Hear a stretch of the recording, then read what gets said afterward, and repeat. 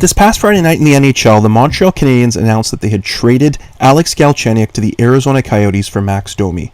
Most people's first thoughts, no doubt, were a big fat, "What in the world are you doing, Marc Bergevin?" general manager of the Montreal Canadiens.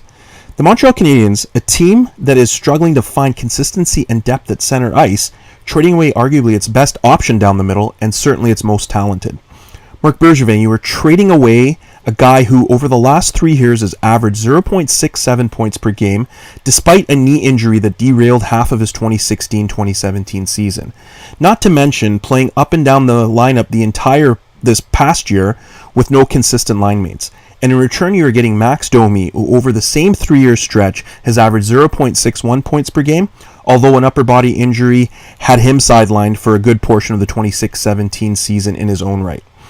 During the same stretch, Galchenyuk has averaged over twice as many goals as Domi, and he's also scored 30 goals in the NHL before.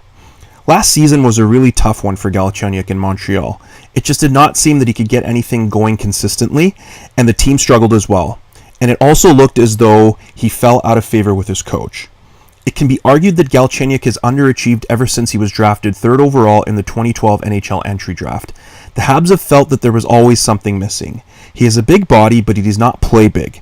Max Domi, although he is smaller in stature than Galchenyuk, he brings some toughness and a bit more grit to the table.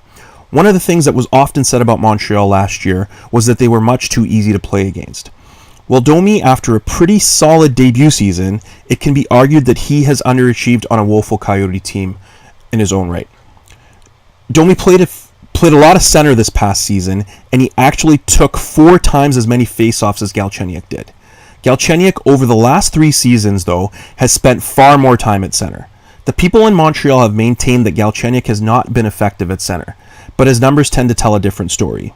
You can't really argue that Domi is a better option at center than Galchenyuk is. Sorry, Marc Bergevin. Peeling back the layers to this deal, let's look a bit deeper into the type of player Galchenyuk is. Galchenyuk is a shooter who loves the high slot, the area where most snipers love to shoot from. He's a strong skater and he does like to attack off of the rush. He usually carries the puck in and passes off to a teammate instead of being the shooter off of the rush. This is the primary argument for him to be a center, as he creates more options attacking through the middle with the puck on his stick. Meanwhile, Domi is more of an around the net type of player who does not like to shoot but has great playmaking skills and is a passing threat both on the power play and at even strength. This is an area that the Habs have been lacking now for years.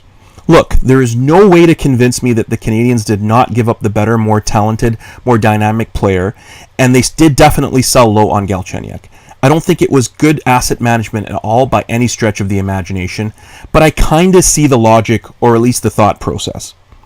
Galchenyuk was not going to be a top center. The Canadiens did not feel that he could be a true number 1. They felt he was better at wing, and if you're not going to have the confidence playing him at center, then Domi brings a bit more to the table when it comes to intangibles.